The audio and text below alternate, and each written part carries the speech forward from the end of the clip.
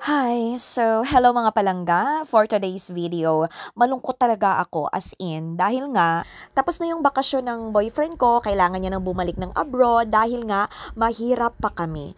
Kailangan niya na gid-pagid magpaningkamot, day. Char. Hi! Kung gaano kasaya yung pagsundo sa kanya nung bagong dating siya, ganun din talaga kalungkot yung paghatid na naman sa kanya para bumalik na naman siya ng abroad. Actually, medyo matagal na itong video na ito pero ngayon ko lang talaga siya in-upload. So, hinatid namin siya sa airport kasama si Nanay Sheila at Tatay Apong. Meron akong vlog na sinundo ko siya sa airport tapos gumala-gala kami dun sa Maynila.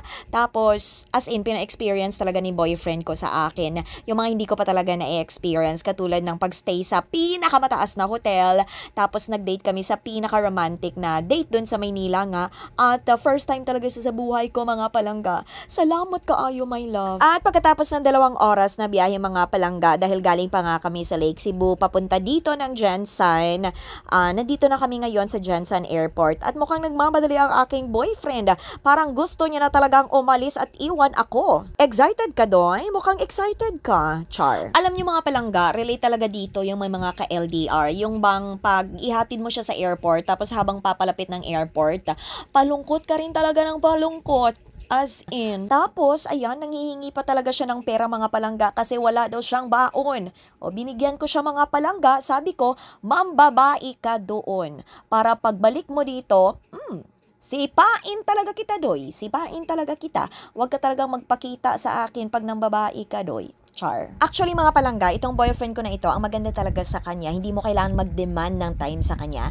Kasi as in full time, ibibigay niya talaga sa'yo. Laging video call, laging tawag. Do ikaw na lang gani matakaan, Char lang. Kasi nga sa trabaho niya, pwede din siyang tumawag. At eto na talaga yung time mga palangga, na aalis na talaga siya. Kung balikan man ang hirap, luhat lahat. Ikaw ang paborito kong desisyon na.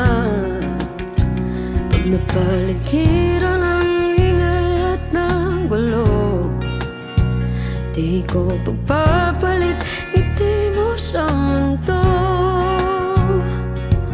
Oh, eto tayo sa huli,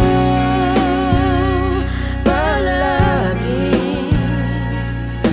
babalik pa rin sa yakap mo. Sa huli, palagi pipiliin kong maging sa'yo.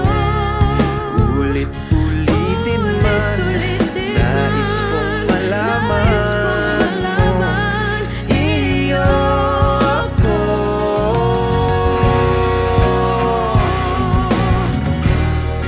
Sa pagdating ng at ginto, diamante may abutin, ikaw pa rin aking bituin, nagtatangi kong dalangin kung sa huling sigaw.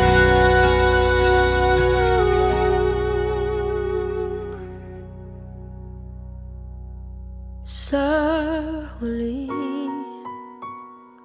palagi babalik pa rin sa yakap mo. Mahal sa huli, palagi pipiliin kong maging sa'yo.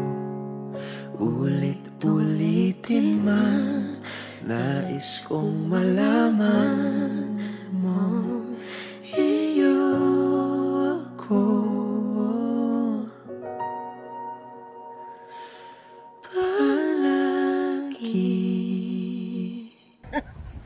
Bye-bye! Bye-bye! Oo.